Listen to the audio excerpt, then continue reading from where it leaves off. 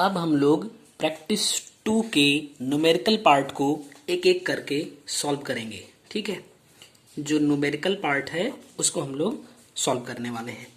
31 number question पे numerical था, the ionization potential for hydrogen atom is 13.6 electron volt, the ionization potential for He plus is.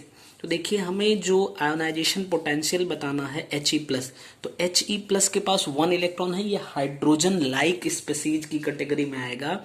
तो देखिए, इसकी अगर हमें आयोनाइजेशन एनर्जी बताना है तो 13.6 इलेक्ट्रॉन वोल्ट यानी हाइड्रोजन की, और इंटू जेड स्क्वायर कर देते हैं हम। जेड स्क्वायर का मतलब होता है, स्क्वायर करना चाहिए कि जेड का मतलब है एटॉमिक नंबर से, तो ये हो जाएगा 13.6 इंटू हीलियम का 2 होता है, 2 की स्क्वायर इलेक्ट्रॉन वोल्ट, ये 4 हो जाएगा, एंड 13 4 जब 52, ये हो जाएगा 54.4 इलेक्ट्रॉन वोल्ट। ठीक है, नेक्स्ट क्वेश्चन पे चलेंगे। जो हमारा नेक्स्ट क्वेश्चन है न्यूमेरिकल वाला पार्ट, वो है 72 नंबर का। ठीक है, 72 नंबर है, an element X is found to combine with oxygen to form a compound X4O6 if 8.40 gram of X combined with 6.30 gram of oxygen, the mass of an atom of X will be. तो देखिए, इसको हम कैसे solve कर सकते हैं। X जो है ये ऑक्सीजन से रिएक्शन करता है और फॉर्म करता है X4O6 का। ठीक है, अगर हम इसको बैलेंस करें तो हमें ये बैलेंस्ड इक्वेशन मिल जाएगा। ठीक है ना, कोई दिक्कत नहीं। यहाँ पे देखो O का 16 होता है, 16 इंटू यहाँ पे 3 कर सकते हैं, ये टोटल ग्राम में आ जाएगा। ऐसे ही 4 मोल है और इंटू इसका हमें पता नहीं है मॉलिक्यूलर मास, इतना ग्राम बन जाएगा। ये हमें क्वेश्चन में गिवन है, क्या गिवन है कि 6.3 ग्राम O2 जो है वो रिएक्शन करती है 8.4 ग्राम X से। इसका मतलब कि अगर हमें ये पता है 6.3 ग्राम O2, तो हम लिख सकते हैं 1 ग्राम O2 रिएक्शन करेगा 8.4 अपॉन 6.3 ग्राम X से। इसको सॉल्व करिए तो ये हो जाएगा 21 चौका और 21/3, ये कट के आ जाएगा 4/3। इसका मतलब ये देखिए, अगर अच्छा इसको हमने गड़बड़ कर दिया है, ये 32 आना चाहिए, 32, क्योंकि एक ऑक्सीजन का 16 O2 है तो 32 हो जाएगा। तो ये टोटल बन जाएगा 96 ग्राम O2 रिएक्शन करेगा कितने से, 4/3 इंटू 96 ग्राम X से। इसको कैंसिल करेंगे तो आप कितना आ जाएगा, 32 आएगा, और 32 4 जा 128 ग्राम X। तो देखिए, अब X की 2 क्वांटिटी मिल गई, 4 इंटू M इक्वल टू हो जाएगा 128 ग्राम, यानी M इज इक्वल टू 4 से इसको डिवाइड कर देंगे तो 32 ग्राम बन जाएगा। शायद आपको दिखा नहीं, ठीक है, अभी दिख गया होगा। M इज इक्वल टू 32 ग्राम आपका आंसर हो जाएगा। नेक्स्ट क्वेश्चन है 73, ये भी आपका न्यूमेरिकल था। The volume of 0.20 m solution of KMnO4 which will react with 50 ml of 0.10 m solution of C2O4 double minus in acidic solution is the balanced oxidation reduction in acidic medium is। आपको reaction दे दिया गया है, इसमें आपको M1 given है 0.20, हमें B1 find करना है, और M2 अगर देखिए तो 0.10 गिवन है और B2 हमें फाइंड करना है। तो अगर हम देखें तो M1 B1 मोलरिटी के इक्वेशन से is equal to M2 B2, यहाँ पे 0.20 into V1 equal to 0.10 into B2। अगर इसको सॉल्व करिए, B2 नहीं, यहाँ पे B2 तो गिवन है 50 ml, तो ये कितना आ जाएगा, 50 ml हम सब्स्टिट्यूट करेंगे तो B1 is equal to 25 ml आ जाएगा। ठीक है ना, नेक्स्ट क्वेश्चन पे चलेंगे। नेक्स्ट न्यूमेरिकल पार्ट है आपका 79 नंबर क्वेश्चन। ये क्या है, equivalent conductance of HCl, NaCl and CH3COO Na at infinite dilution are 426.1, 126.4 and 91. ठीक है, ohm inverse centimetre square and equivalence inverse respectively. The equivalent conductance of acetic acid eight infinite dilution is. देखिए, अगर आपको ये equation आ रहा है, यानी CH3COONA का HCl से रिएक्शन करवाया जाए तो बन जाएगा ये NaCl बनेगा एंड CH3COOH बन जाएगा. तो अब इसका कंडक्टेंस, मोलर कंडक्टेंस प्लस इसका मोलर कंडक्टेंस इक्वल टू इसका और इसका हो जाएगा. हमें इसी का बताना है, यानी मोलर कंडक्टेंस ऑफ CH3COOH का तो क्या हो जाएगा, मोलर कंडक्टेंस ऑफ CH3COONA और plus molar conductance of HCl. इन दोनों का ऐड करके हम इसको माइनस कर देंगे, यानी मोलर कंडक्टेंस ऑफ NaCl का.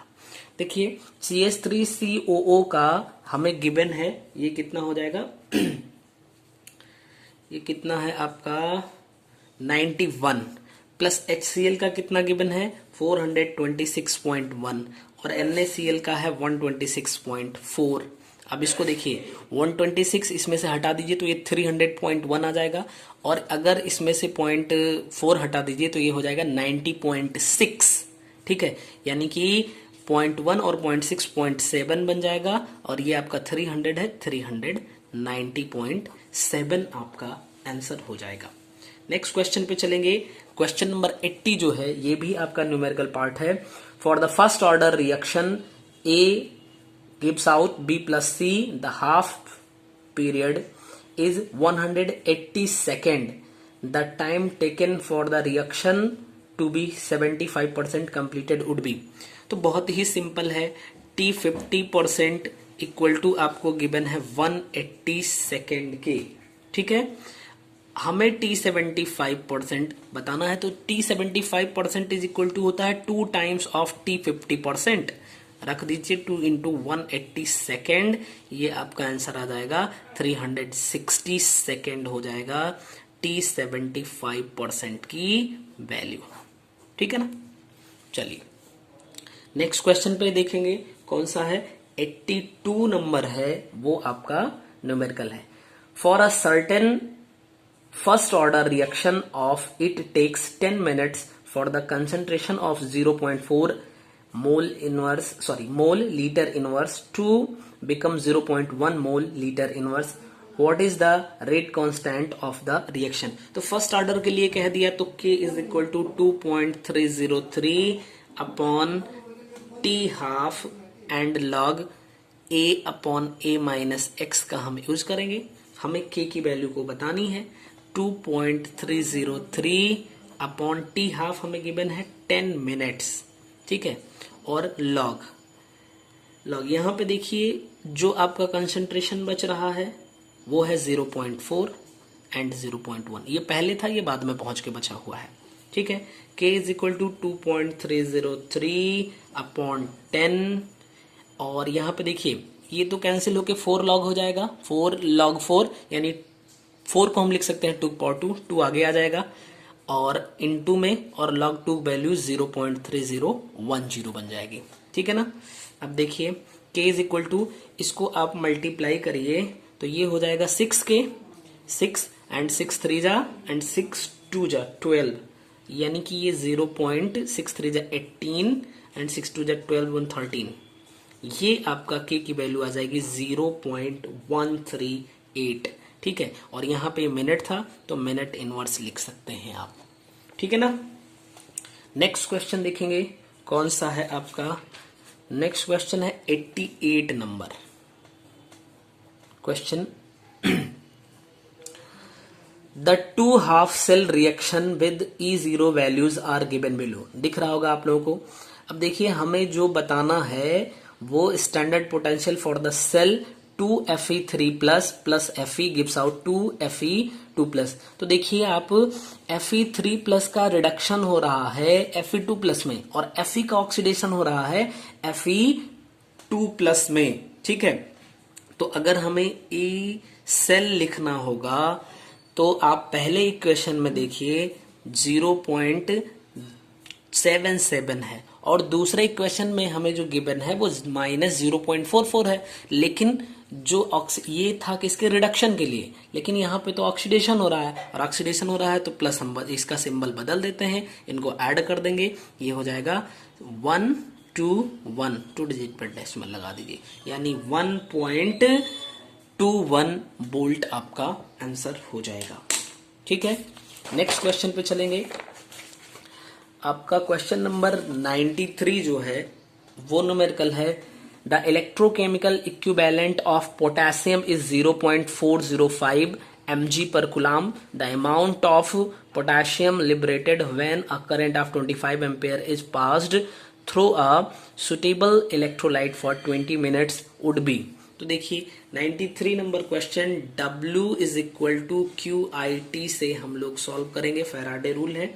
ठीक है, W इज इक्वल टू इसको हम लिख सकते हैं 0.405, और ये मिलीग्राम है। ठीक है, ये इस बात को याद रखिएगा, mg में है, इंटू 25 इंटू 20 इंटू 60, क्योंकि यहाँ पे हमें टाइम को सेकंड में लेना होता है, और यहाँ पे आपको 20 मिनट दिया है, तो इसमें हम सेकंड से यानी सेकंड में इसको कन्वर्ट कर लेंगे। W इज इक्वल टू ये हो जाएगा, इसको हम लिख सकते हैं 0 और 0 मिला के यहाँ पे 40.5 हो जाएगा, और इंटू ये आपका आएगा कितना 300। ठीक है, 300, यानी W इज इक्वल टू ये आ जाएगा आपका 12150, ये मिलीग्राम में है। W इज इक्वल टू इसको ग्राम में कन्वर्ट करेंगे, इसको जब आप ग्राम में कन्वर्ट करेंगे तो कितना लिख सकते हैं 12.15। ठीक है, ये आपका सही आंसर हो जाएगा। नेक्स्ट क्वेश्चन देखेंगे कौन सा है, क्वेश्चन नंबर 98 है, न्यूमेरिकल पार्ट। देखिएगा, The half-life period of C14 is 5.6 into 10 to the power 3 years. The value of its disintegration constant will be equal to, तो देखिए T half is equal to 0.693 upon K होता है। ठीक ना, इसका मतलब K बतानी है, तो K is equal to 0.693 upon T half की वैल्यू दे दिया 5.6 into 10 to the power 3K। इसको हम ऊपर में भेज देते हैं, तो K इज इक्वल टू हम इसको लिख सकते हैं 693 upon 5.6 into 10 to the power -3। जरा ध्यान से देखिएगा, अब डेसिमल पे चलते हैं। इसके डेसिमल को हम हटा देते हैं, तो यहां से मान लेते हैं कि ये 1 डिजिट पे डेसिमल आ जाएगा, और अगर हम यहाँ पे पावर 4 कर दें तो यहाँ पे 2 डिजिट पे यानी 69.3 हो जाएगा। तो K इज इक्वल टू अभी हम इसको लिख सकते हैं 56 1 टाइम्स चलेगा, और वापस से फिर पॉइंट लग जाएगा 3 टाइम्स चलेगा। ठीक है, नहीं 56 2 टाइम्स चलेगा, नियरली हम चल रहे हैं, इंटू 10 टू द पावर -4 के बन जाएगा। ठीक, बताइए, इतनी कोई दिक्कत नहीं। K इज इक्वल टू इसको हम लिखना चाहें, अब देखिए जो हमें ऑप्शन दिया है उसमें 10 टू द पावर 4 नहीं दिया है, तो 10 टू द पावर -5 बनाएंगे तो इसको हम 12 लिख सकते हैं, यही हमारा आंसर बन जाएगा। ठीक है ना। क्वेश्चन नंबर 112 देखेंगे, 112 नंबर क्वेश्चन देखिएगा क्या है। The angular momentum of a field 2p orbital is, तो अगर हमें एंगुलर मोमेंटम बताना है, एंगुलर मोमेंटम, तो ये इज इक्वल टू होता है √L into L+1। p orbital के लिए L की वैल्यू 1 होती है, यानी 1 और 1+1, यहां पे h भी लिखना है। ठीक है, तो इसको हम लिख सकते हैं √2h, यही आपका सही आंसर बन जाएगा।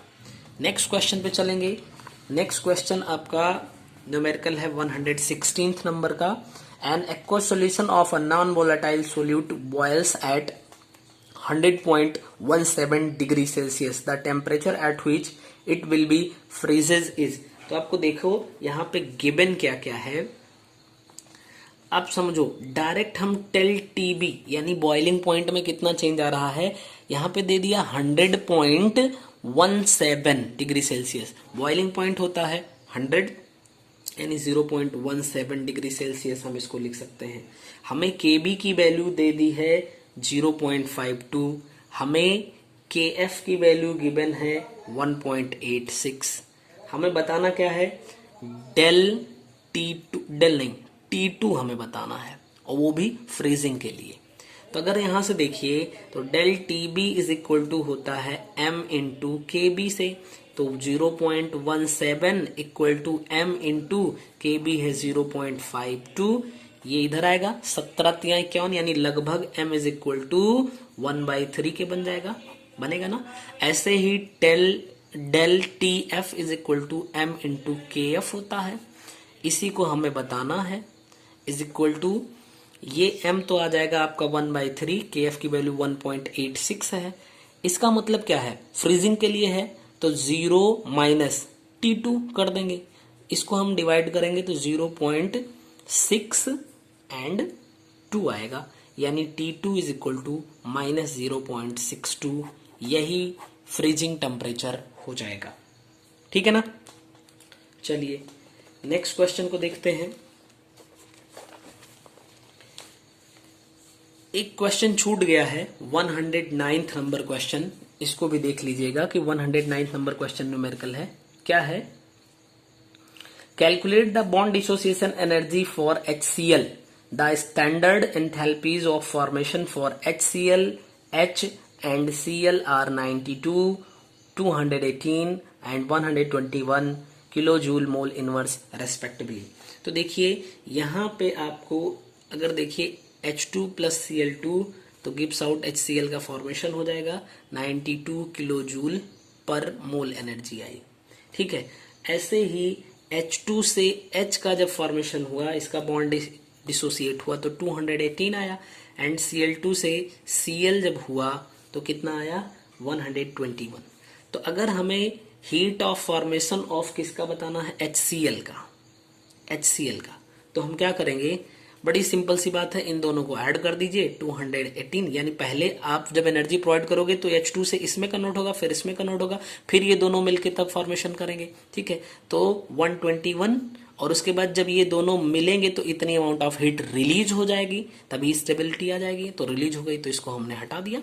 ठीक है, इसको ऐड करेंगे हम तो ये कितना आ जाएगा, इसको हटा लीजिए, 819 में से 2 हटा देंगे 7 हो जाएगा, 213, 3 में से 9 हटाएंगे तो ये 6 बन जाएगा, 6 नहीं सॉरी 4 बनेगा, और 213 3, लेकिन यहाँ पे एक कैरी दे दिया था तो 2 ही हो जाएगा, 247 किलो जूल पर मोल, ये आपका आंसर बन जाएगा। ठीक है, तो आपका इस तरीके से ये प्रैक्टिस सेट सेकंड कंप्लीट होता है, और उम्मीद करते हैं कि आपको इसमें से बहुत सारे क्वेश्चन लगभग सारे क्वेश्चन आपको आ रहे होंगे, जिन लोगों की बहुत अच्छी प्रिपरेशन होगी। और अभी भी जो आपके पास टाइम बचा है, यानी कि मान के चलिए 6-7 दिन, उसमें भी आप जहां जहां पे लगता है कि अभी थोड़े रिवीजन की जरूरत है, उसको रिवीजन करिए, और इस टाइम पे जो भी प्रीवियस ईयर आप कर चुके हैं उसको रिवाइज करिए, थोड़ा फायदा जरूर मिलेगा इन बातों का। तो मिलते हैं नए वीडियो के साथ, तब तक के लिए आप सभी लोग पढ़ते रहिए और स्वस्थ रहिए। Thank you.